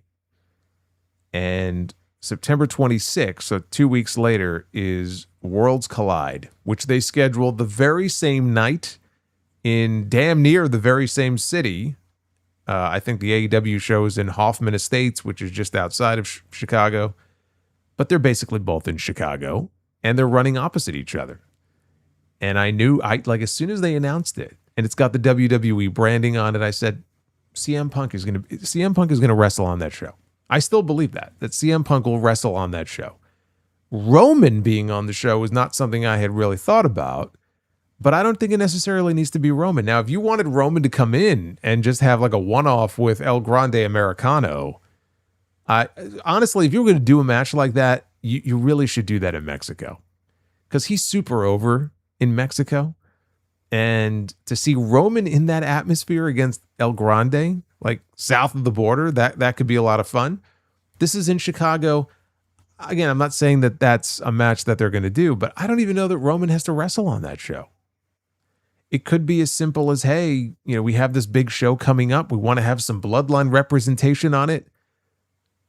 And then Roman, sends his cousins. And that's how we get the Usos and the Lucha Bros. The Lucha Brothers were supposed to team up a while back. And I think, who was it that got it? Was it Penta? Phoenix. I think Phoenix got hurt. Somebody got hurt. And so the attraction of the two of them teaming up for the first time, and to do so against the Usos, would be a big attraction for that show. It doesn't even have to involve Roman. Like, that'll sell tickets. So now we're left to wait and speculate and see what the conversation is going to be about. But they're going to want to sell tickets, and they're going to want to steal their thunder that weekend. It's all about stealing their thunder. It's all about stealing the headlines and selling tickets, obviously, but they want to own that weekend. And they're going to do anything in their power to make sure that the conversation is not on All Out, that the conversation is on Worlds Collide. And this is one way of doing that. If you're WWE, it's very smart, right? It's very smart. That was Raw. There was a lot going on, as you can tell, and that's the thing I love the most about this show. We got some good wrestling, but we had Roman, we had Oba, we have some directions on where they're going, the Oba and Braun Breaker stuff. I'm here for it. I'm ready for it. I think that's great. Let's do it. Chad Gable's the new IC champion, right? So we'll see what his next direction is going to be. Liv Morgan finally has not one but two challengers for the Women's World Championship. Who gets the first shot? I don't know. Becky and Stephanie may have to fight for it unless they do a triple threat. But now Liv Morgan has a direction coming out of SummerSlam. And the Obafemi and Paul Heyman stuff, is that going to lead anywhere? I don't know. We'll see. So there was a lot to really digest here on this show. Didn't drag or anything like that. I like the fact they put the spotlight on Jacob. Jacob and Keys in the main event. I thought that was good. The Javon Evans match, with Ethan Page. Probably the best match on the show. That was the match of the show. Big Cass coming back. Where does he fit into things? If he's going to be a heel, what's his role going to be? He said, hey, Javon, nothing personal. I got other people. I got a body on this show. Maybe he bodies a heel next time. This week it was Javon. Maybe next week it's a heel. I don't know. But it's a new face on the show. Let's see where he goes. It's something different, right? We haven't seen him in a long time on this show. This was one of the best Raw episodes they have done all year. It was focused. It felt inspired. It felt like there was actually life to this show. And it wasn't just the same old that we get every single fucking week. You're coming out of SummerSlam. You don't have to worry about, it's the go-home show. We got to promote the matches on SummerSlam. SummerSlam's over, baby. And you don't have another PLE for 2 fucking months. So now is the time to build these new stories and put people in positions where they can succeed. Do something with the roster that you have. And don't just let them sit and ferment and die, right? Actually use the people that you have. Put them in positions to succeed, and hopefully it'll make for good television. Anything is better than what they've been doing lately. And that's just Raw. I haven't even gotten into SmackDown yet. But this was great. I thought this was a great episode of Raw tonight. Very, very good stuff.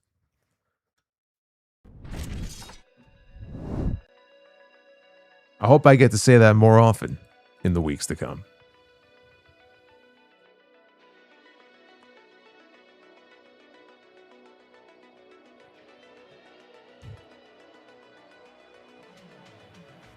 Get to your super chats here. Roman Reigns and LA Knight. Gonna be getting that soon. All right, we're closing in on 600 likes, by the way. So we have one round coming our way of Be the Booker. We'll see where we go with the bonus goal.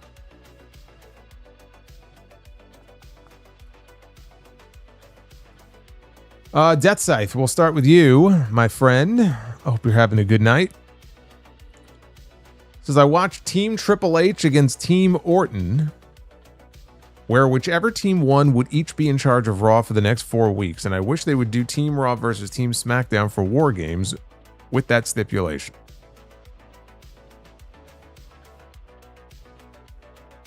So you want to go back to the Raw versus SmackDown stuff. Isn't that what Crown Jewel is for? How are you going to do Raw versus SmackDown when there really is no split? It doesn't work. You had Royce Keys in the main event of Raw tonight, dude. It doesn't work. It doesn't work. Last night, I pitched the idea of a Money in the Bank scenario where Sammy wins the briefcase, Kevin Owens wins the title from Punk, and Sammy immediately cashes in on KO to win the belt. Now Punk and KO are both owed a rematch. Actually, what would be kind of poetic about that is it would harken back to when Owens debuted in NXT. And the very night that Sami Zayn won the NXT championship, he got assaulted by Kevin Owens. And then Owens beat him for the belt like 2 months later. I mean, again, it's an idea that I could potentially see happening. But I'd rather... Kevin Owens is going to win the belt. He actually gets a chance to run with it, and you don't take it from him the same night.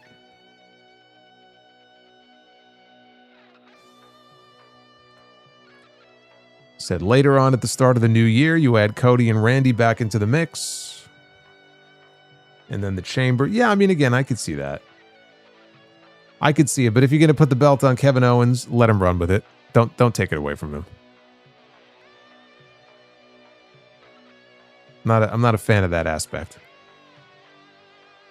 TB, just seen Obsession for the first time. I may be in the minority, but I didn't enjoy it as much. Indy Navarrette's acting was on point, though. Looks like there was more, but that's all I see.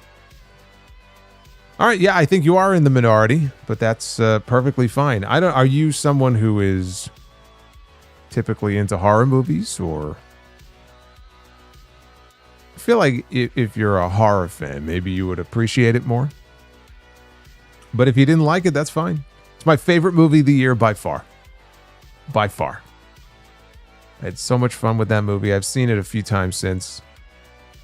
I think it's great. And she's a revelation. Caden, thank you for the $1.99.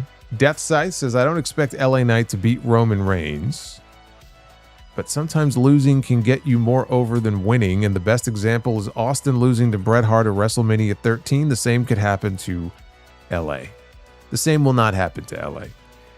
You are correct, though. Sometimes losing can get you more over. In this scenario, that's not what's going to happen. He's going to wrestle Roman. He's going to get beat. And then it's on to the next. I feel like these days, they don't do moments like that, like the one you just cited. They don't do that as well as they used to do it. So that's not going to happen here.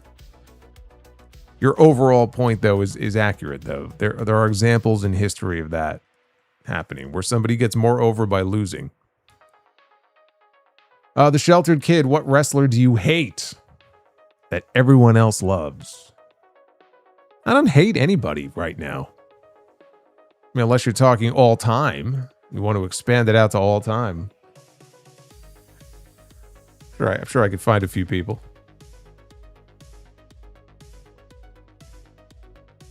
Hate is a strong word. You know, I will say there are wrestlers who, I mean, over the years, things have come out about them, like old school wrestlers who turned out to be, you know, pedophiles and terrible people. I hate those people. I hate Buck Zumhofe. You know, I think it's good to hate people like that. Hate's a strong word, though. I hate the booking of a lot of people to where I don't want to see them on my TV anymore.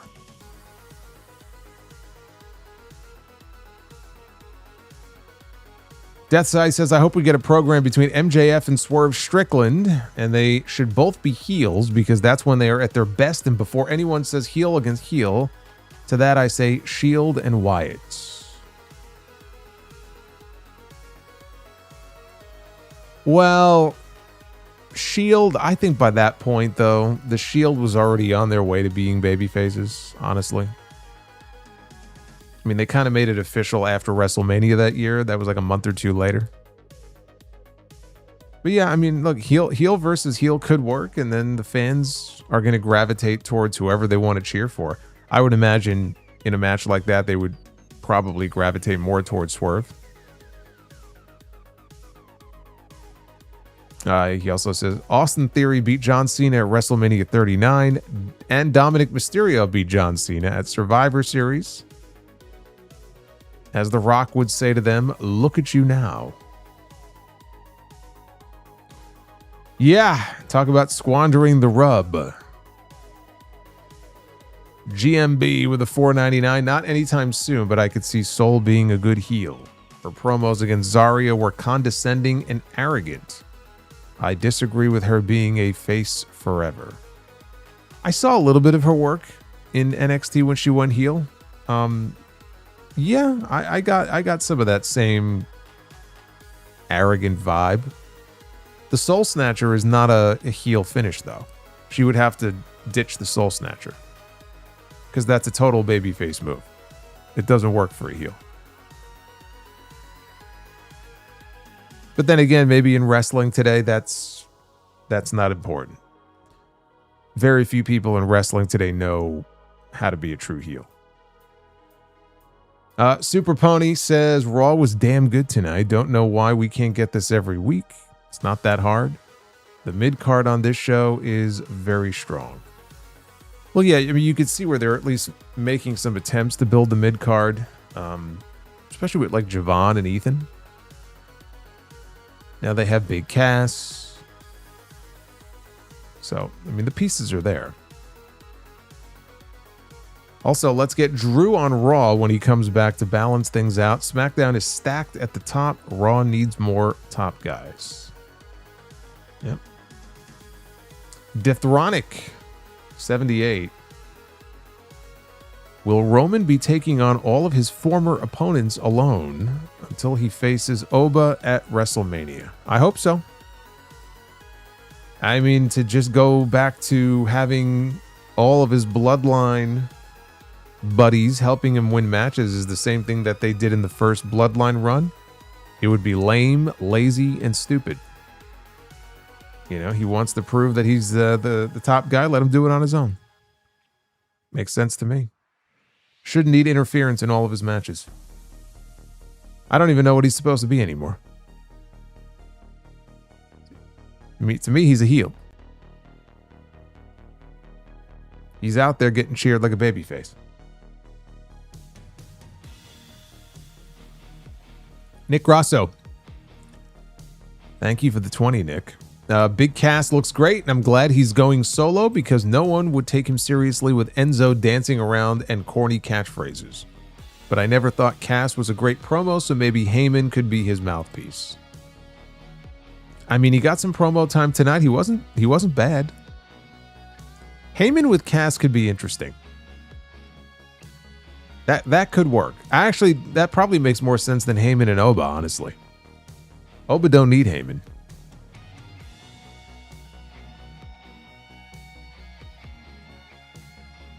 Larry. Or Barry. Barry. I called him Larry. That's his alter ego. Barry MK says, Lyra has been putting so much work into her character, but she's given so little TV time. Most of the time she's on during the Raw ads or the main event show. How can the talent get over like this? They can't.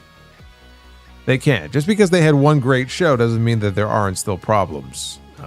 Triple H can talk all he wants to about, well, you want to get over, you know? Go ahead and get over. Yeah, well, that's kind of hard to do, though, if you're not getting TV time. It's especially egregious with Lyra because she just turned heel not that long ago. You know, it's like a fresh heel turn.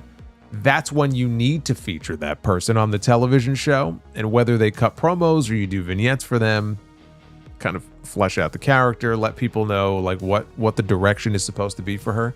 It's hard to do when you're relegated to the commercial breaks. You can only do so much. What can the talent do? You can go on social media, you could put together your own promos and Zack Ryder that shit. You can, make the most of what little time you're given, sure, but at the end of the day, you need to be on the actual show. It's like the old analogy, if a tree falls in the forest and nobody is around, like same thing here. Abyssal Zone says, I've really come to hate how these days it often feels like the WrestleMania main event is already set in stone 9 months in advance. It makes it hard to get excited for any world title defenses along the way. Well, traditionally it was always like that. I'm talking like going back to the 80s and 90s. It was kind of always like that. Not that you're wrong. If you know what the main event is going to be, sure. It makes it a little less exciting if you can't buy into the fact that person might lose the championship before then. But that's really nothing new when it comes to WrestleMania. The Uffman says, will Tony Khan let this slide or is he going to fire back? Well, Tony's already said he's going to turn the other cheek. That's his new philosophy. He's a devout man now, and he's going to turn the other cheek. Well, I mean, realistically, what's he going to do? What's he going to do? Who's he going to bring in? I mean, he's going to have some free agents that are available to him. I'm already expecting people like New Day and Sheamus to show up there, but realistically, what could he do? Just plan the best possible card that you can for All Out. Put together the best matches you possibly can, and the sickos will come.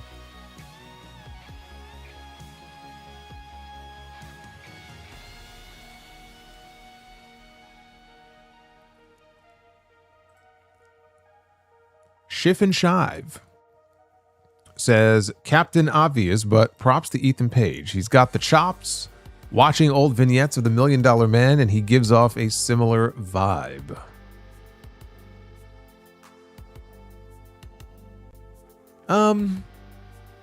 A little, I guess maybe a little bit.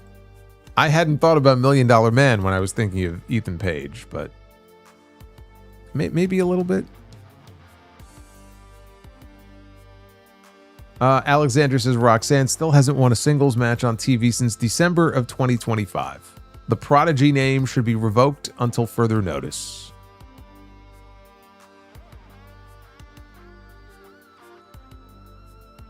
Super Pony, I'm worried that Punk against KO is just going to be a one-off on a SmackDown, and Punk beats him and that'll be the end of it. Hope they hold off until Money in the Bank.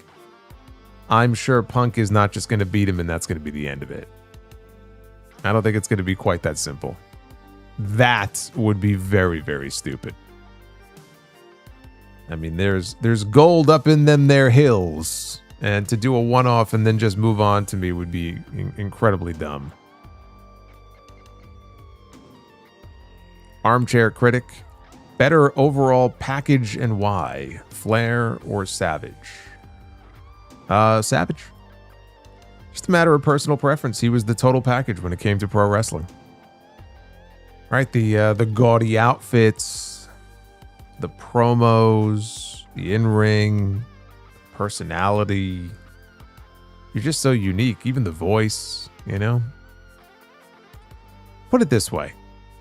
Flair is someone where, and we've seen it over the years, people dress up like Flair. Anybody can kind of dress up like Flair and pretend to be Flair. Not that people don't dress up like Macho Man. They still do. I mean, any Halloween, you'll find at least one person dressed up as Macho Man. But there really is only one Macho Man, right? You could have other people who can play Ric Flair. You can't find anybody who can really play Macho Man. I'm sorry. There's one Macho Man. One of a kind. Void Mayweather And then we'll get to the Uthman. I liked her heel run, and it's something that she wanted to do for a while. But this women's division needed a babyface Becky again. Yeah, I don't mind it. I mean, she goes back and forth basically as needed. We had heel Becky for a while. Now we're back to babyface Becky. It feels like we're back to babyface Becky. So, yeah, I mean, that's fine with me. Look, I'm just happy, dude, that we have some challengers for Liv Morgan. I'm not going to look a gift horse in the mouth on this. At least she's got some competition. That's the most important thing. We have the Uthman. So Liv told Becky her time is up and Liv's time is now. She did. She did. Leo, I wish I could be as positive as Charlotte Flair, who seems to think Kiana James will be a major player in the main event scene in the future. She's trying to be optimistic. Either that or she doesn't actually watch the television show that she's on. Schiff and Shive enjoyed Vicare's story on Unreal. It made me a fan. It's real to her, damn it. It is. She worked hard to get to that spot. Leo says, I would like to believe that, but Kiana is, her booking is so shit and unacceptable. Well, Julia says, take a number. Aaron says, rosters are reloaded and Drew, Bianca, Naomi, and Rhea are still out. And there's still Blake, Tatum, and Lola being called up. It's almost becoming crowded. It's a good problem to have. You can call up everybody in the world. You could bring back everybody in the world. You could have the most loaded, stacked roster in the history of the wrestling business. It don't mean shit if you're not using those people properly. If they're not being utilized, if they're not being booked properly, if the writing sucks, if they're putting the wrong matches together that don't interest people, none of it matters. So all of a sudden, there seems to be depth in areas outside of the tag team divisions. Depth in areas that maybe didn't have as much depth a couple of months ago. That's great. Okay, what are you going to do with it? How are you going to use it? We have to wait and see. It's too early to say whether or not this ends up being a good thing or a bad thing. It's good to have a lot of different faces, but you got to figure out where do they all go? How do we use them? That's what we have to hope they have a plan for.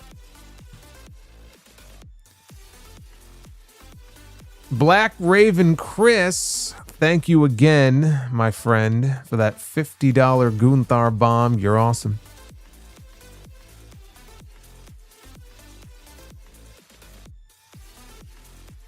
Nick Grasso says, maybe Io could chase Raquel for the women's IC title and really make it a workhorse title. Also get Lyra back in the mix because I don't know where she is. She was in the background, brother, talking to Adam Pearce.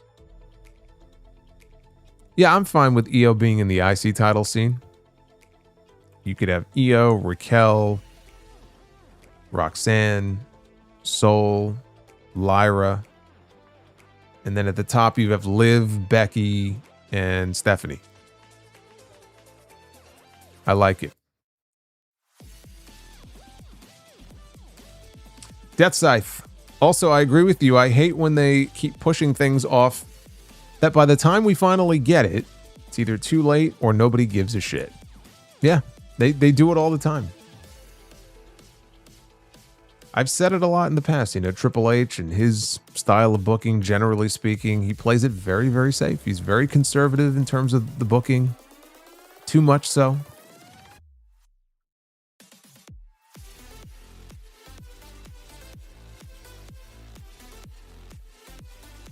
St. James, Braun versus Oba has us hyped. Exactly what we wanted. As Batista said, give me what I want.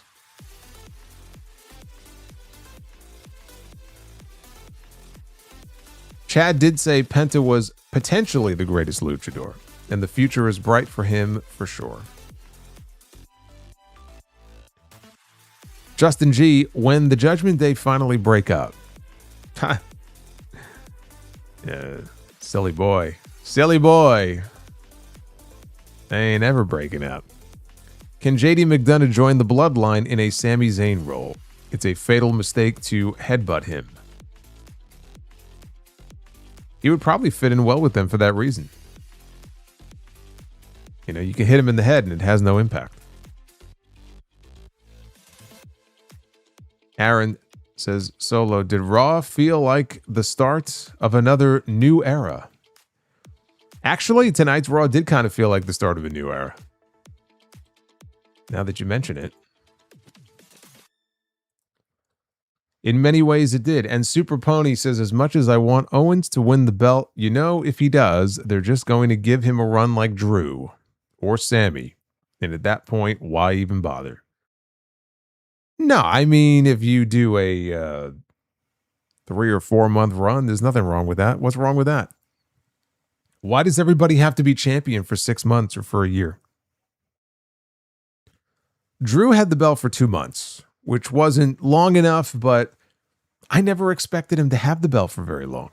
And I was advocating to change the title at the beginning of the year, and they did. They had that last man standing match, or was it last man standing?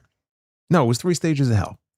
They had that 3 Stages of Hell match. He won the championship, and I had no expectations of him walking into WrestleMania as the champion, and he didn't. And yeah, I mean, it sucked, but it's like, okay, well, at least they shook things up for a little bit, because they could have just kept the belt on Cody the entire time. With Owens, if he was to win the belt, I wouldn't really expect him to have it for too long, but why would 3 or 4 months be a waste? Why would that be a bad thing? Why wouldn't you do it?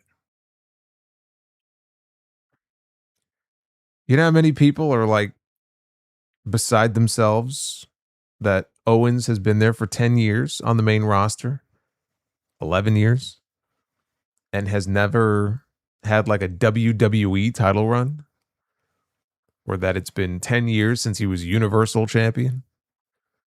They would love to see him have it probably for a day. I'm just saying, give him a few months. Then if you want to take it off him, you could take it off him.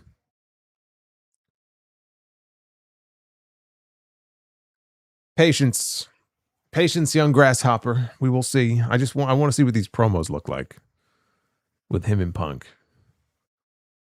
Hopefully they're better than what we just got from Punk and Cody.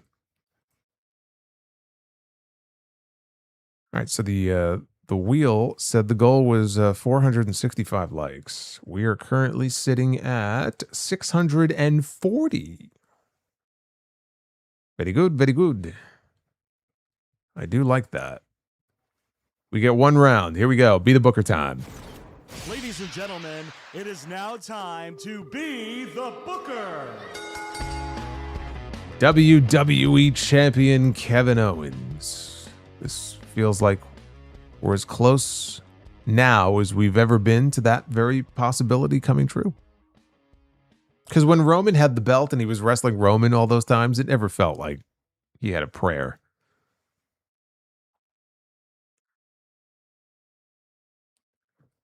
We're kicking things off here with the Briscoes, 13-time Ring of Honor Tag Team Champions and former House of Glory Tag Team Champions, the Briscoes.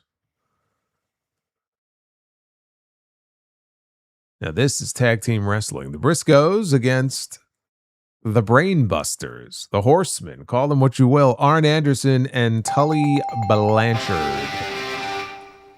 Blanchard, Anderson, and the Briscoes. When I say that, that sounds like something out of the territories in the 70s.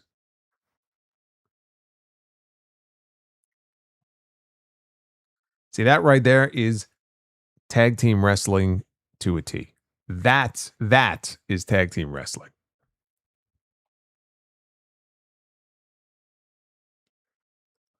We have Alexa Bliss. Is Bliss Fan with us? Please tell me Bliss Fan is in the chat. Bliss Fan's going to be very happy that we brought Alexa Bliss back before WWE did. Gee, I wonder, Bliss Fan, who's going to win this match? Let's see. It all depends on who her opponent is. I'm even going to give her a drum roll. I'll make him happy. I know he was here earlier. Don't tell me he ducked out. Alexa Bliss is going to go one-on-one with the murder clown, Kana. Oh, I'm sorry, Bliss fan, but I know who's going over in this match, and it ain't Alexa. Bliss fan, I'm gonna have to ask you to turn away, my friend. It ain't gonna be pretty. It's not going to be pretty. He's not going to be happy about that. Bliss is dead. The goddess is gonna die. All right, and oh my God, look who it is. Holy shit, ladies and gentlemen, look who just reappeared. What has happened to Ilya Dragunov? We brought him back before WWE did. He is in the main event. See this, I mean, Kevin Owens was big yesterday, but this right here, this may be the return of the month. The Mad Dragon. The Mad Dragon taking his rightful spot. He's alive, and he's wrestling Austin Theory. I thought we were guaranteed a sweep. I really did. I was so optimistic about it. And then Theory popped up on my screen. And you know what the sad part is? You know how this match is going to end? It's going to end with Maxine Dupree giving Dragunov a low blow. And Theory getting the win. And unfortunately, that is the sole round of Be the Booker that we are getting tonight. So we have to end on that sour note. I was so optimistic, too, when I saw Ilya Dragunov pop up. I said, this is going to be impossible to get anything but a bell, and then we end up with a buzz. Man.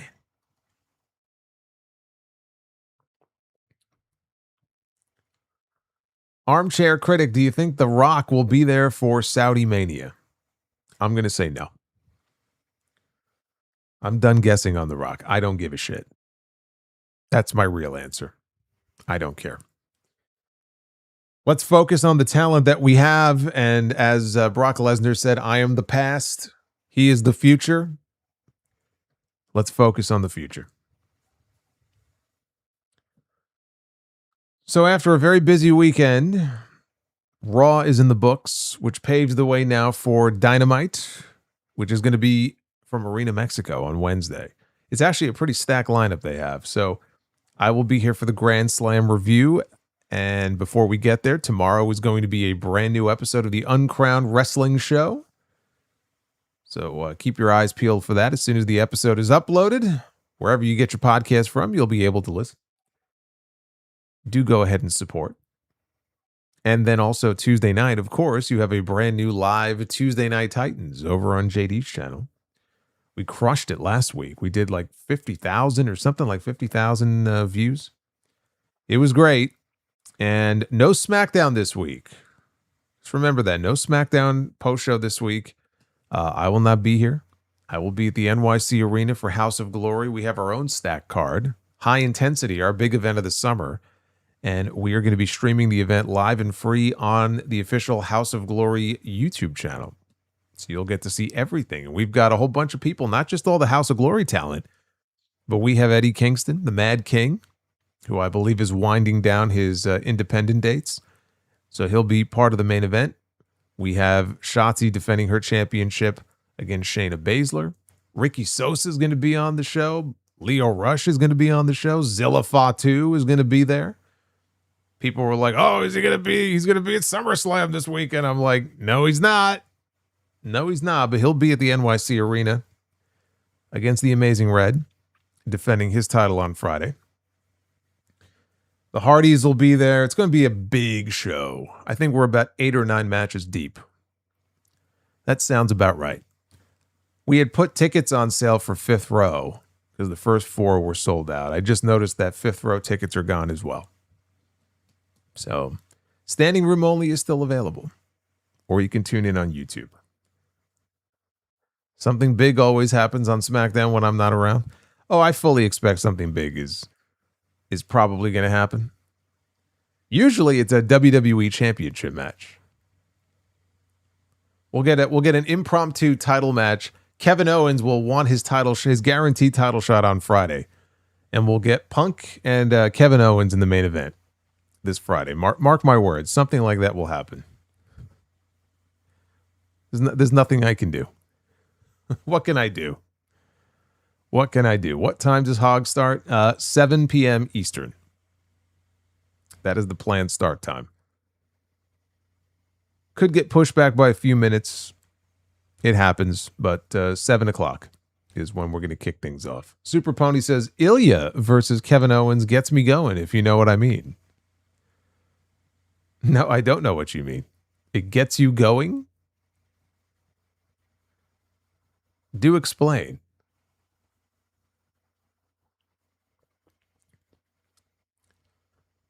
I just want to get the guy back on the show. Can we get him back on TV? Can we get proof of life for Dragunov? Is that too much to ask? Anyway, be well. Stay safe. Have yourselves a great rest of your night. I will see you for all of the new shows tomorrow. My Dark Side of the Ring review for the Big Boss Man episode just hit the YouTube channel earlier today, so please go check that out. Misfit Wrestling Podcast. Imagine the one-time Solo isn't live. SmackDown has a goated show. I don't think it'll be goated. I wouldn't go that far. I would happily accept a show, though, similar to the one we got tonight. They can pump out a show like that. I'll be very happy. I'll be a happy man when I do my review on the Sound Off next Sunday. Until then, take care, guys.